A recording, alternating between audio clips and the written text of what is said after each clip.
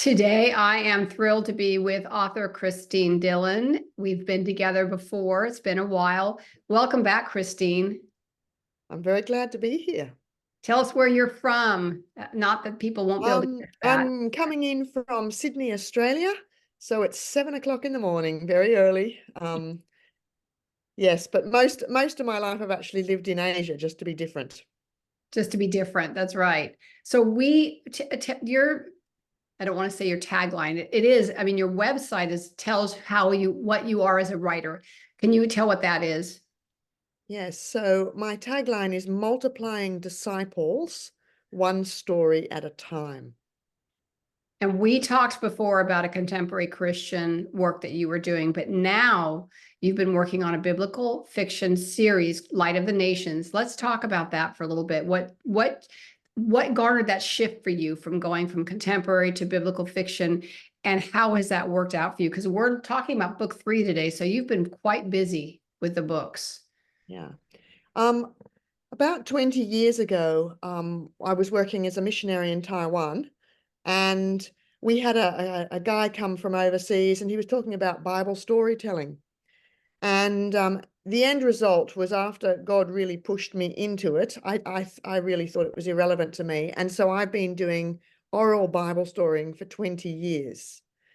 And so when God pushed me to write the first book that I had, I practiced by writing biblical era fiction, because that made sense. That was something I was already immersed in. So I wrote 2 practice novels. Then I wrote what ended up being a 6-book set, contemporary. And then, with great relief, I came back into the biblical era. And I think this is probably where I'll stay. It's really where I've been thinking and working for 20 years. So you had commented before we started recording about the prejudices people have with biblical fiction. Talk a little bit about that. Yes, I try and call what I write as biblical era fiction, only because the word biblical and fiction, those 2 words, people just react against. And I understand, because biblical is not fiction, Right. and fiction is totally different to biblical. So what it basically means is books set in the biblical era. Some of them, some authors write, they write the story of Samuel, or they write the story of Ruth, with imagining the bits in between. And Right. then some authors do what I've done, and Connellan Cosette has done, and she makes up a main character and they interact with biblical characters. And some people simply just write in the era, and the biblical characters are just a sort of a side. They just come in very briefly. So Right. there's a whole range of how the authors do it. I've read Connellan, her first book I read, and was just blown away by it. Coming out of Egypt. I don't remember the exact title, but it's something about like out of Egypt or something to that effect. Yes. And it really does make the Bible come alive in a way that you don't think about otherwise. I mean, it can be dry. The Bible is a lot of facts and figures, and we have to assume a lot of things happening, or you have to really dig in there to understand, because there's so much in the Bible, especially in the Old Testament, that's based on a culture that we don't know anything about. So we can make assumptions or maybe judge it too harshly because we don't understand of the time period. Do you have to do a lot of that? I mean, the digging in and the research, and where do you find that research that you have to use in order to create these Yes, books? there's an awful lot of stuff that's I bet. available now. In the old days, you dig in a library. Well, now you dig on the internet. Right. Because you have to, when you're writing a story about someone. So, for example, the first book is in Abraham's era, a very tricky book to write, because my main character had to live a long time, because the action for the Abraham story is 100 years. Right. We're told, write a story that covers 1 year of someone's life. Well, I've got Abraham with 100 years, so it was very difficult to write. So I had to make my character very young at the beginning and then get her through. But, just looking up, what did they eat? How did they Mhm. store food? When you're describing a cooking scene, how did they cook? Things like little details, like when the visitors, the angelic visitors, and maybe God himself comes to Abraham, he cooks them a meal that includes, make sure you use fine flour. And that's a word for saying use the wheat to make the flour. That's the better quality bread, because most people ate barley bread. So there's just Oh, tons of clues in the scriptures itself. Did they eat olives? No one knew whether they ate olives or just had olive oil, but they found an archaeological dig where there were olive seeds and they had little pits and runnels in them, which means that they were put in vinegar because they're not naturally like that. So, wow. it was found in the Philistine area at about the right time. So you say, well, they probably did eat olives. So there's a lot of archaeology and things like that to help. My goodness, that's to me, it would be like just the research could be a lifetime of work to get it Well, I right. like the research. That's the bit I like. I really struggle with the writing. I like the research. I like the editing. I like the polishing. And I quite like the marketing, but I don't really like the writing. How funny. You're like, I mean, I enjoy research. If I start researching a book, I can get so into it. And you're of course researching way more than is ever going to go in that book, but you can't help it. That's You right. got to dig into it. But the marketing, no, thank you. So tell us a little bit about these three books. Start with book one and just give us a brief, or however long you want. We've got plenty of time to talk. So give us a little rundown on these books. Yeah, maybe start with how I started thinking of the idea. So, look, I was a very reluctant novelist. I thought I was writing one novel to obey the Lord, and then, I can say it's done. Well, God extended that for 6 contemporary books, a series. And then sometime during that series, I began to get ideas for this Light of Nations series. And I thought, well, if I do keep writing, that's what I'd like to write. And many, many years ago, I can't remember how many years, maybe 20, I read the whole Old Testament, but I was looking for the clues for the side stories. Nothing to do with writing, just my biblical devotional time, because we follow the Israelite story mostly, and we get all these tantalizing little glimpses. Right. And I thought, wouldn't it be interesting? I wonder, what happened to the Egyptians from Joseph's time, and the slaves that people had, and the little girl who sent Naaman, what happened with him, and so many stories. And I just was looking at the opportunities that Gentiles had to get to know the God of the Bible. And so when this ideas began to come, I thought that would be really interesting. So what I'm doing is I'm taking people groups that interacted with the biblical story. So the first one is the Amorites in Abraham's era, because Abraham, when you look at the geography, he spent most of his time outside a city called Kiriath Arba, which is we call Hebron. And Kiriath Arba was an Amorite city. And there's also some suggestion that, what language, how did they communicate? What Right. language did Right. Abraham speak? But it's possible that the background from the Babylonians, they were related to the Amorite peoples.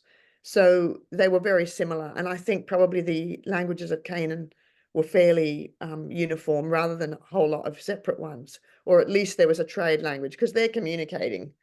Right. Um, so just looking at that.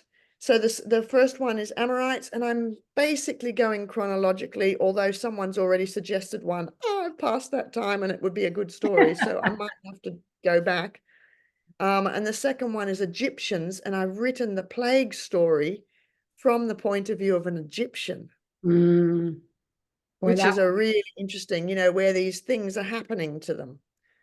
So he's a papyrus farmer. And then the third one is Trust and Trickery, is about the Gibeonites who lived in the city of Gibeon, but they were actually probably Hivites, the Hivites who tricked Joshua and said, we've come from a long way away. right, So right, that's right. what I'm doing. I'm following all of these peoples that were surrounding um, the Israelites and interacting with them.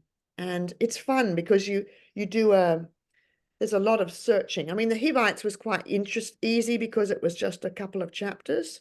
But my book 4, which is on the Midianites, that story weaves in and out who the Midianites were from Abraham's day up to Gideon and on. Yeah. So do you find a lot of, I mean, the descriptors, I mean, to put yourself in the place where things are actually happening, and you have to be there, the smells and the sights and to grasp something that we've never seen firsthand. Is that difficult for you? Yes, and so I found some excellent 3D maps the other day of Israel. That's been very helpful. You've got to look at the climate. Hmm. I mean, even with the plagues of Egypt, when did they happen? And I decided a sort of an 8-month period. And, there's a few little hints about the barley harvest and the wheat harvest and things like that. But then I had to check, can hail happen in, I think it was January, I was thinking of January. And yes, there's a news article that says unseasonal hail has fallen in Egypt in January. And so I thought, great, at least it's possible. Well, Yeah. with anything, with God, anything is possible. He could send That's right. But it does to. help if you can actually back up and say, well, it has happened before. It's possible. My husband and I went to Israel at the end of September. We got home 2 days before the war broke out. And being there and now reading in the Old Testament, when you're reading about Megiddo and En Gedi and those places, the Masada, where you're actually there, it does make it come more alive. Of course, you've got hundreds of tourists tramping around at the same time, so it does kind of lose something in that. But just being able to be in a place. So when you're writing your stories, you have 3 stories set in with 3 different people groups. What is a story like the main characters? Do you have your main characters that are following through in these stories? Do they have a backstory? Do they have they have to have the conflict and everything else. In your first book, just give us a little bit of a rundown about who those characters are. Yes, so I had a set of twins who are captured by um, raiders, and they end up intersecting with Abraham and becoming part of his household. So they are watching Abraham stumble along, make some pretty big mistakes. There's a boy and a girl, and they're watching what as Abraham learns to follow the God of the Bible. And they're looking at things from their pagan point of view, which is multiple gods. So this is one of the things I think my Taiwan background has really helped, is I'm able to use things from my Taiwan background because we don't know a huge amount. We know that God hated sorcery, for example, Right. but we don't know how they did the readings too much. We know a little bit from archaeology, but because I've actually lived in a world where people go and visit spirit mediums and fortune tellers, it's been easier to write, and I can use some of that because actually Satan's not very original, so it tends to be quite similar across time. Right, It right, might be a turtle shell now in Taiwan, or a this, right, or tea leaves, or whatever, but the actual underlying principles are fairly similar no matter what you're reading right. as the fortune teller. So I'm able to put all of these things in. So I'm finding that with each book, different aspects of idolatry come out. And that's been really interesting. And book number 2, your Book character. number 2, we have a papyrus farmer and his family. So he's the second son.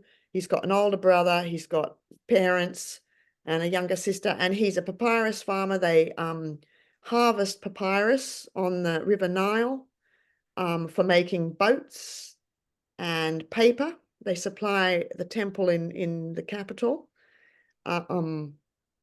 And they also sort of farm just bits and pieces. So it's just really interesting as the sort of the plague, the first scene is on the river when it turns to blood, he's gathering papyrus. So yes, he's right down there in the river. The frogs are coming up onto their land. Their farming is being devastated, and they're interacting with the other Egyptians. They've got Hebrew slaves. So it's fun to do that. Nope. And the growing understanding and different reactions within the family to what's going on. Hanlon Cossett did a little bit, well, she obviously did a lot of that in the plagues in Egypt and even just reading what she did, the small amount that she did, really made those plagues come alive. Thinking Mm. about the different things and how they reacted and the darkness, how dark that dark really was. And how you'd escape, what would you do? So, when the gnats come, what do they end up doing? They end up sitting in the papyrus vats where they, because you get up to water. and then put a Oh, wet towel on your head. You've got to do all this kind of thing. How would you actually do it for hours and hours and hours? Your skin turning prune-like, and gosh. you've actually got to think, what would you do if that was happening to you? Wow. So when you're digging, I mean, the research is a lot of research, and each book obviously is going to have its own challenges in the research. It's not like you can, like, I know people that write from one particular era. Maybe it's the post-Civil War. Roman era or So something, yeah. they can do a bunch of research and use all that research in one book or in 5 books or whatever they want to do, but you don't have that luxury. How much time does it take you between your research and writing that book? And when did we talk? I've only been doing this podcast a year and a half. So Okay. you've written It's at least a three year books. ago. It's more than that, I think. Well, I'm sure you've written these 3 books in that amount of time.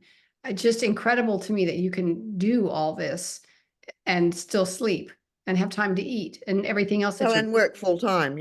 Well, goodness sake, how do you do that? Well, the first 2 were written. I had a job for a year where I was loaned to a theological college as their missions mentor. And actually, while the students were in class, I wasn't talking to students. So I thought, let's do the research and get going. And they even had research weeks, where they had for a whole week, they had assignment time. Well, I just used that for writing. So I got 3 or 4 of those in a year, plus the exam period. So I actually had more time than I usually have. Normally, and I wanted to put out 3 fairly quickly because it's very, very hard to market one book. It is. Much easier. The more books you have in a series, the easier. So I wanted to get the first 3 out quickly. And then in the middle of this year, I can also put out the first collection, books 1 to 3. But after this, I'm basically doing 1 a year. And I can't get much faster than that because I actually have to have a life, and it's so easy to overwork. And I have a relatively busy missionary life. I work for my organisation in the Australian end at the moment while I'm looking after elderly parents. So, I have a life. Yeah. Um, and lot, yeah, I just learned to work in bursts. I love my little counter on the Scrivener software where you Mhm. can I set love your it. 3,000 words for the day or your 1,000, and you see the temperature changing color. Yep. Oh, it's getting towards green. I'm nearly there. So I'm motivated by little things. So yes, the next 3 weeks are relatively relaxed in normal. Yeah, there are certain things that I don't have on the next 3 weeks. So I'm really pushing the next 3 weeks to write as much as I can. And are you self-publishing as well? Yes. Oh, I have a couple of traditional titles in non-fiction. And I mean, self-publishing at the beginning is an absolute nightmare, but once you've learned to do it and I'm an ISTJ, I'm very systematic. So once I've learned it, I love it now. I just love the fact that, if I get sick, get COVID, I don't have to work to a deadline. right. You're I mean, not I had a friend whose mum died, and she still had to get that jolly book in to the publisher. And I'm so thankful that I don't have to do that. right. Yeah. So book 3 is the one that we're kind of highlighting today. And tell us about book 3. Well, book 3 is on that really interesting story where you've got a group of people in actually 4 Hivite towns, Gibeon and then a couple of others, Beeroth and others. And the people know, they're very like Rahab. They know that God is powerful. They've heard about the plagues of Egypt. They've heard about the 2 big battles, Sihon and Og, have been wiped out across the Jordan River. They know what's happening, and they think this God is going to destroy everyone.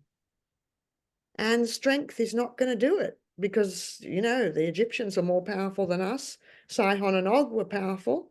Mhm. Um, and so they've got to work out what to do. So the story is about how they came up with the solution. We know the solution. But how did they come up with that? Who came up with it? How did they work that out? What was the process? And then so they sign a peace treaty with Joshua, and then later the other peoples hear about what they've done and they attack them, and Israel comes and helps them.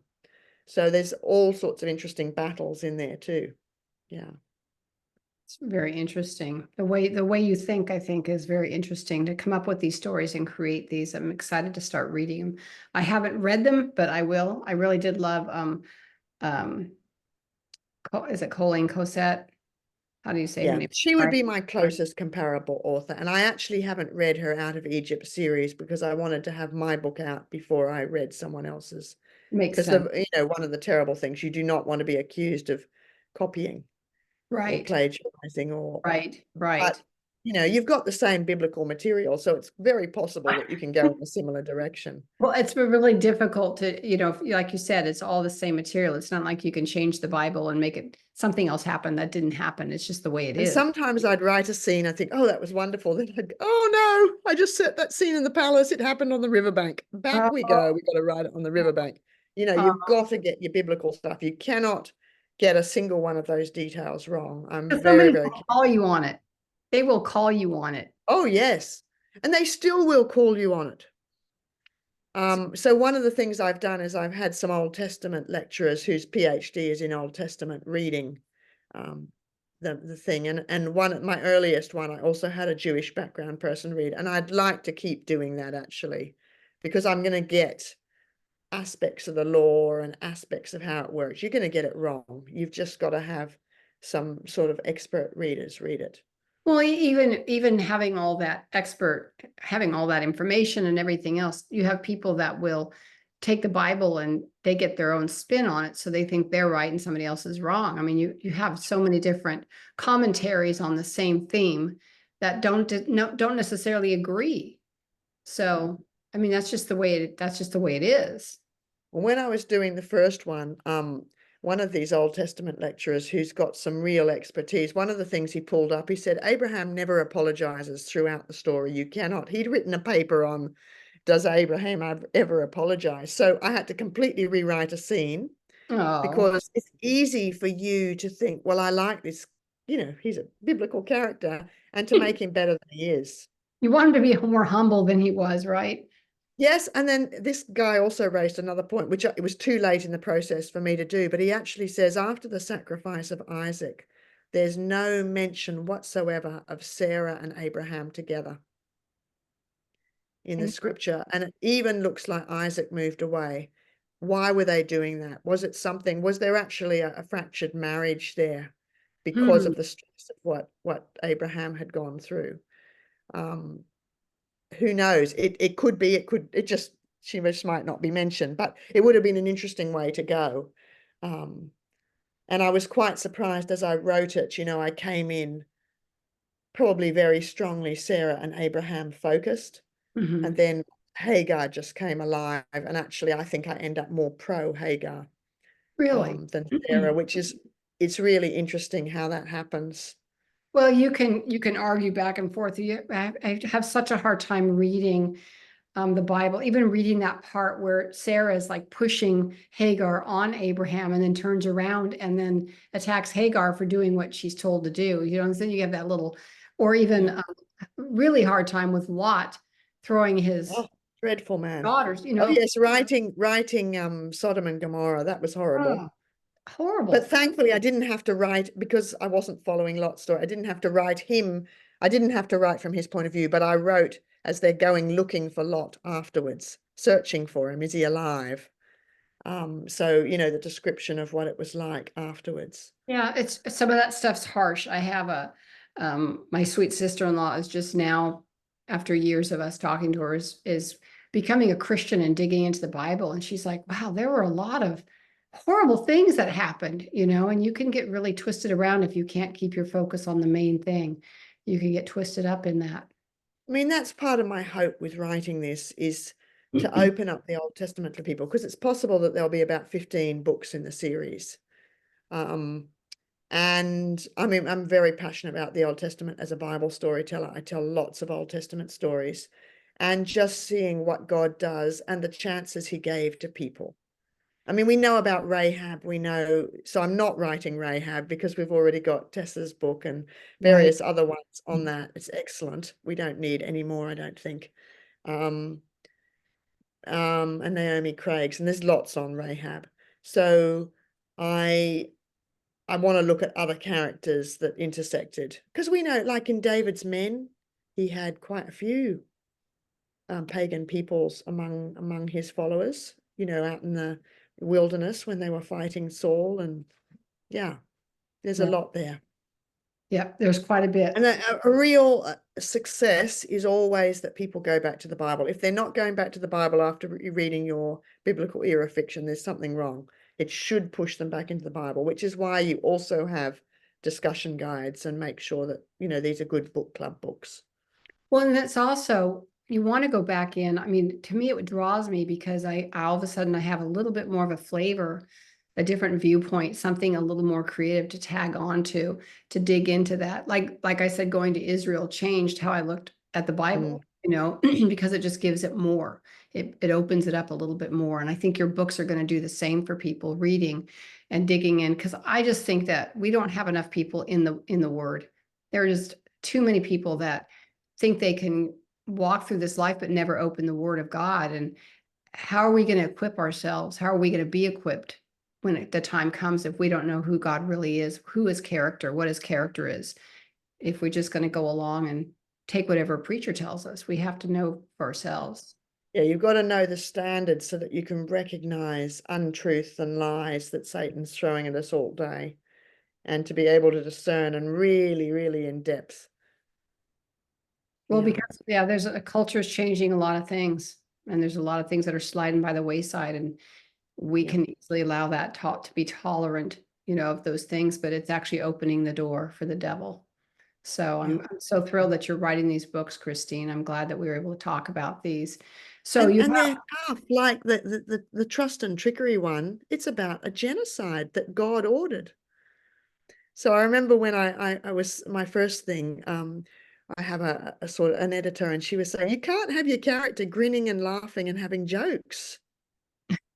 You've got to. I mean, you can have slight light. You can have moments of hope and lightheartedness, but he's about to have everything wiped out. right. So, it's a tone, and you've got to deal with why God's doing it. And he's got to struggle with that, and that it's right and just and fair. And yet I didn't want to wallow in the evil that was at that time. Because I've got a lot of young readers. I've got 9 and 10 and 11-year-old readers, which really Lord. surprises me. They're not written for that.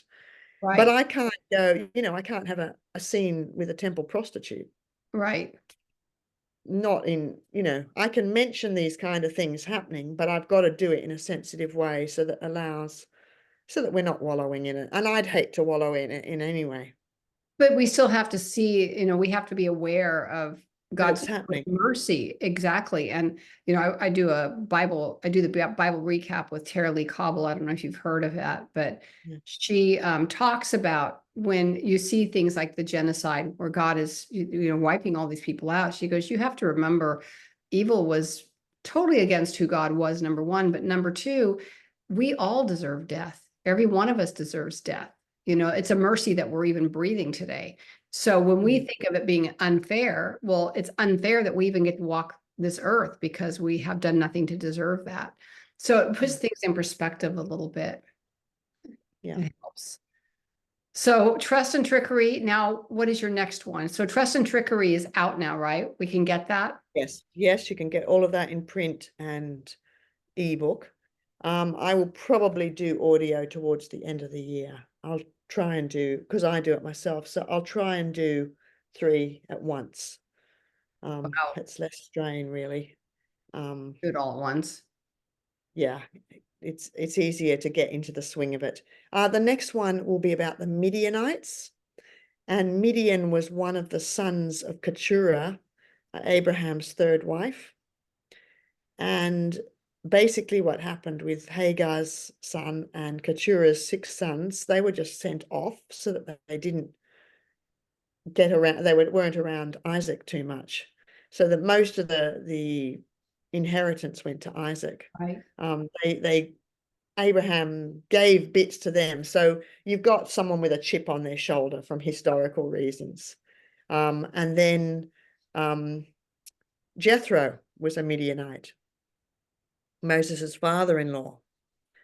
And so I'm just tracing, we've got the story set in Gideon's time, but it's got this background, this history to it. So that history will come out during the book. Also, the woman who put a tent peg through Jael, who put the tent peg through Sisera's head, she was also a Midianite. Oh, goodness. So, you've got these bits of things. So it's been really interesting just to trace this people group. And each book also highlights a different profession, really. So we've got sort of a camel herder and a kitchen maid kind of thing. And then we've got a papyrus farmer, and then we've got a baker. So, the old kind of how they did baking. And then this next one, the Midianites, they believe that the Kenites, Midianites, were coppersmiths. So that's where the word Kenite comes from, they think.